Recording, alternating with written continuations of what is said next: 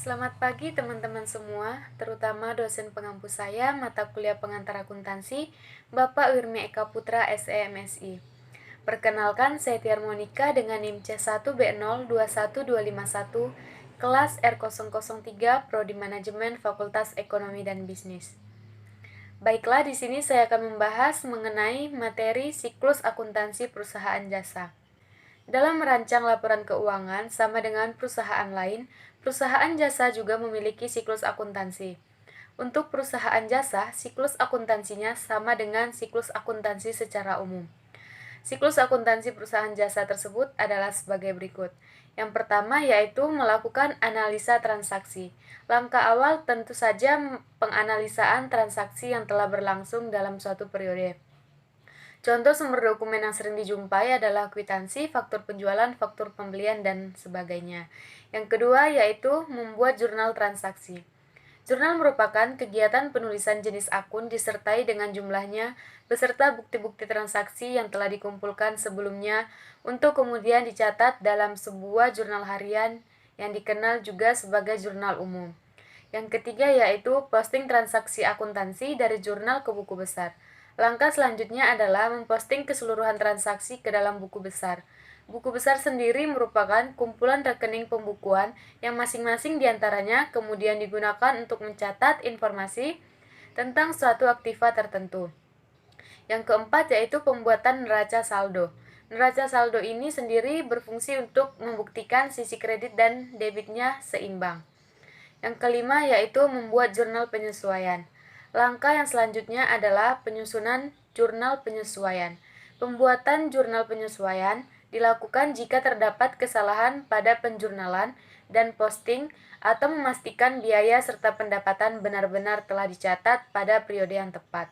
Yang keenam yaitu membuat neraca lajur. Neraca lajur diciptakan berdasarkan jurnal penyesuaian dan neraca saldo. Neraca lajur berisikan informasi mengenai jurnal penyesuaian dan neraca saldo yang akan menghasilkan informasi. Yang ketujuh yaitu menyusun laporan keuangan. Laporan keuangan sebagai salah satu siklus akuntansi yang di dalamnya terdapat laporan laba, modal, rugi, hingga ke neraca.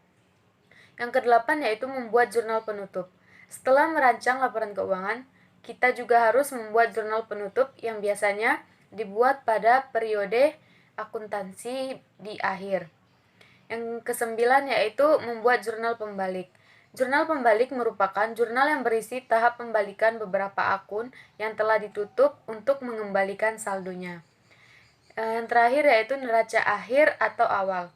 Yang disebut sebagai neraca akhir atau awal di sini ialah neraca akhir yang dihasilkan pada akhir periode yang nantinya akan digunakan sebagai neraca awal pada siklus akuntansi periode selanjutnya.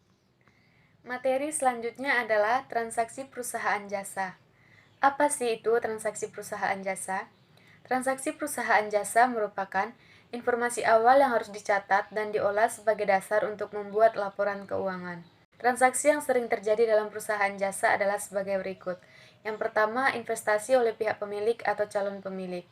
Investasi oleh pihak pemilik atau calon pemilik adalah kenaikan ekuitas entitas bisnis sebagai hasil dari transfer sesuatu yang berharga ke entitas tertentu atau perusahaan dari entitas lain untuk memperoleh atau meningkatkan ekuitas pemilik di perusahaan tersebut. Yang kedua yaitu pembelian peralatan dan perlengkapan secara tunai atau kredit. Transaksi pembelian baik peralatan dan perlengkapan di perusahaan jasa dapat dilakukan baik secara tunai ataupun kredit. Yang ketiga adalah menerima pendapatan dari penjualan jasa. Transaksi penerimaan pendapatan dari penjualan jasa ini akan berpengaruh pada akun kas sebagai bagian dari kelompok akun aset. Sedangkan di sisi lain, pada akun modal pemilik akan mengalami peningkatan sebagai akibat dari penjualan jasanya. Yang keempat, yaitu membayar macam-macam beban. Transaksi pembayaran atas berbagai beban di perusahaan jasa ini akan mempengaruhi akun kas perusahaan yang berkurang, dan di sisi lain akun modal juga akan mengalami pengurangan sebagai akibat adanya pembayaran berbagai macam beban tersebut.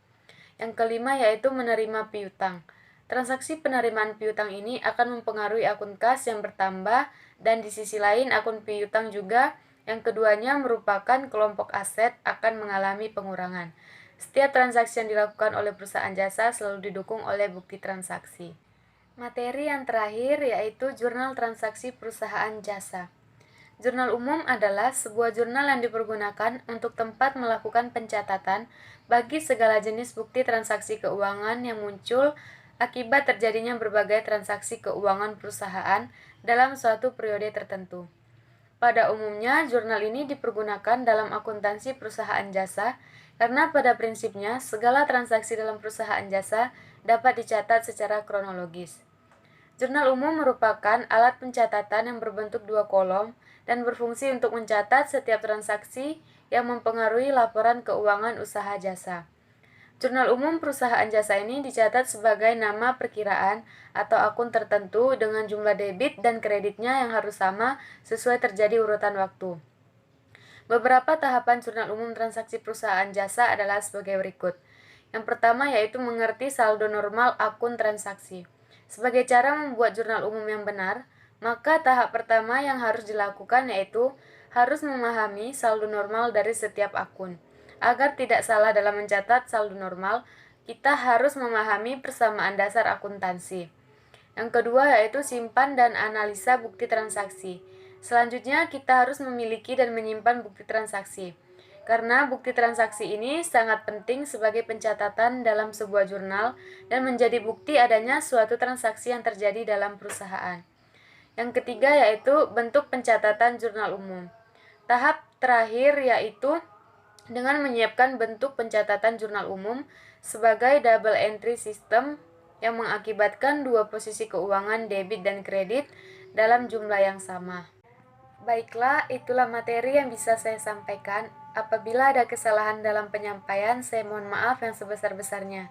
Atas perhatiannya, saya ucapkan terima kasih.